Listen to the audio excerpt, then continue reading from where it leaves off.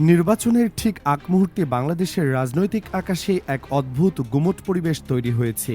দৃশ্যত সবকিছু স্বাভাবিক মনে হলেও তলে তলে ডক্টর মোহাম্মদ ইউনূস এক নজিরবিহীন এবং অকল্পনীয় পরিস্থিতির জাল বুনেছেন, যা কেবল দেশের রাজনীতির ইতিহাসে নয় বরং বিশ্ব রাজনীতিতেও এক বিরল উদাহরণ হয়ে থাকবে।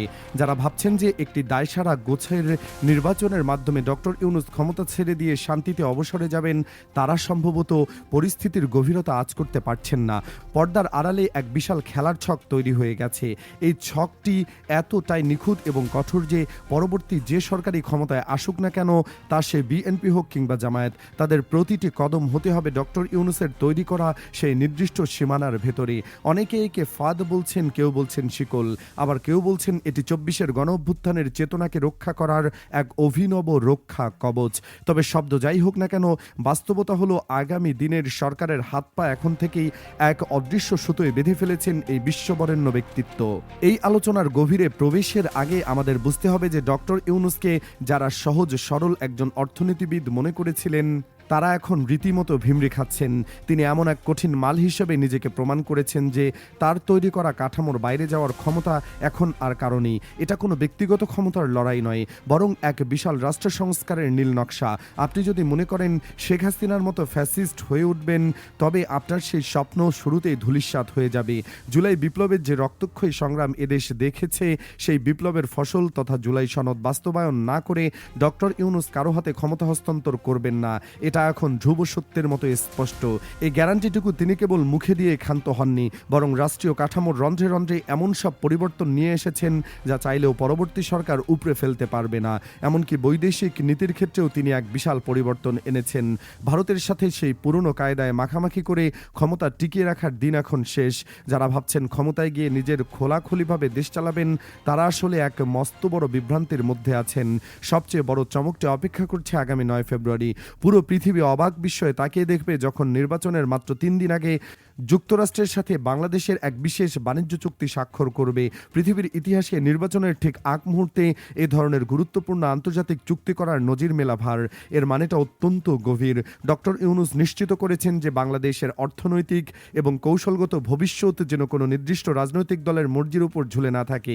তিনি এক দীর্ঘমেয়াদী পরিকল্পনার ভিত্তি স্থাপন করেছেন।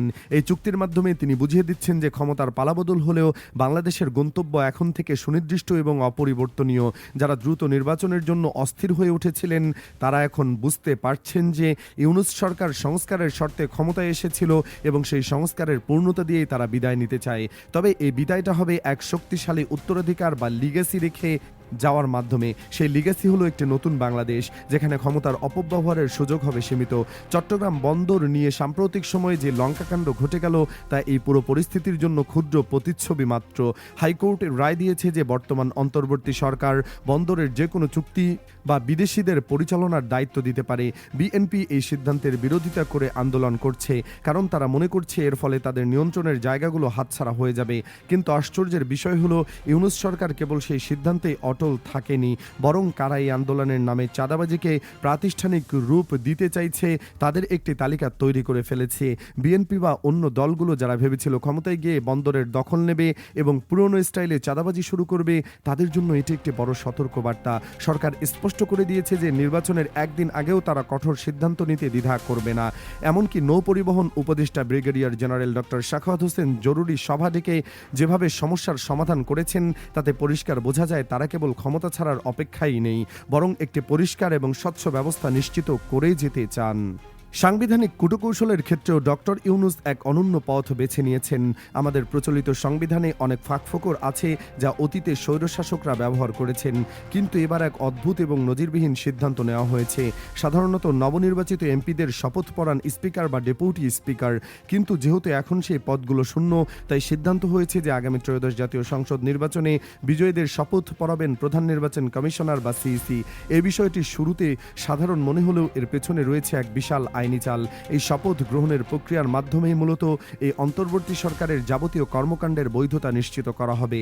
আপনি যদি এমপি হিসাবে শপথ নিতে চান তবে আপনাকে ডক্টর ইউনূসের সরকারের তৈরি করা আইনি কাঠামোর ভেতরেই ঢুকতে হবে। আপনি যদি এই বৈধতাকে অস্বীকার করেন তবে আপনার সংসদ সদস্য পদই অবৈধ হয়ে পড়বে। অর্থাৎ 1972 সালের সংবিধানের দোহাই দিয়ে যারা এই সরকারকে প্রশ্নবিদ্ধ করতে চেয়েছিলেন তাদের মুখ পাকাপাকিভাবে বন্ধ করার ব্যবস্থা করা হয়ে গেছে। এটি কেবল আইনের খেলা নয়, এটি রাজনৈতিক অস্তিত্বের প্রশ্ন।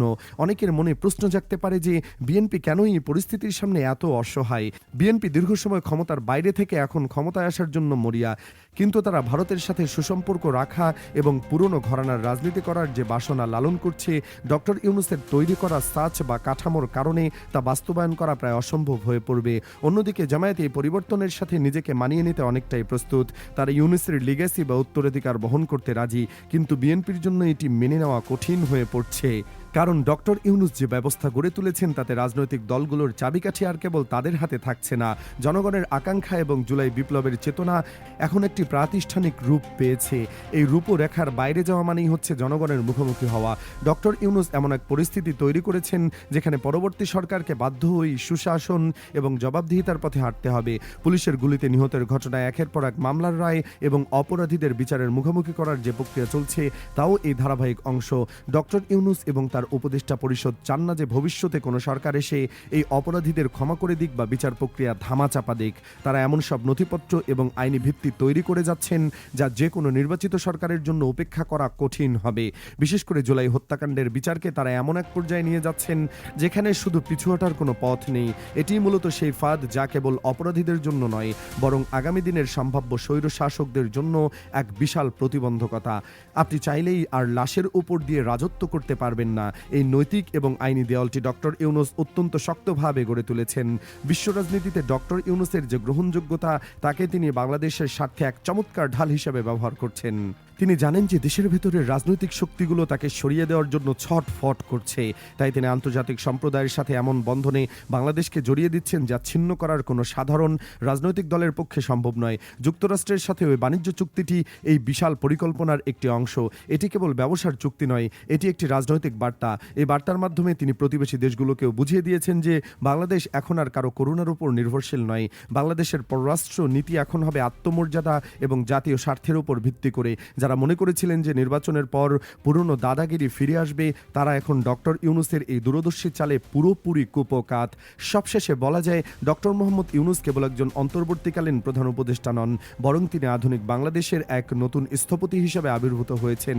তার প্রতিটি পদক্ষেপ, তা সে চট্টগ্রাম বন্দর রক্ষা হোক, এমপিদের শপথের নতুন নিয়ম হোক কিংবা আন্তর্জাতিক চুক্তি, সবই একটি বৃহৎ লক্ষ্যের দিকে পরিচালিত। সেই লক্ষ্যটি হলো এমন একটি বাংলাদেশ তৈরি করা যেখানে কেউ আর এক নায়ক হতে পারবে না। আপনি কি ইউনূসের ফাঁদ বলতে পারেন কিংবা বলতে পারেন জাতির মুক্তির সনদ, কিন্তু একটি বিষয় নিশ্চিত যে পরবর্তী সরকার চাইলেও এই শৃঙ্খল থেকে মুক্ত হতে পারবে না। তাদের হাত পা বাঁধা থাকবে জনগণের আকাঙ্ক্ষার সাথে, স্বচ্ছতার সাথে এবং ন্যায় বিচারের সাথে।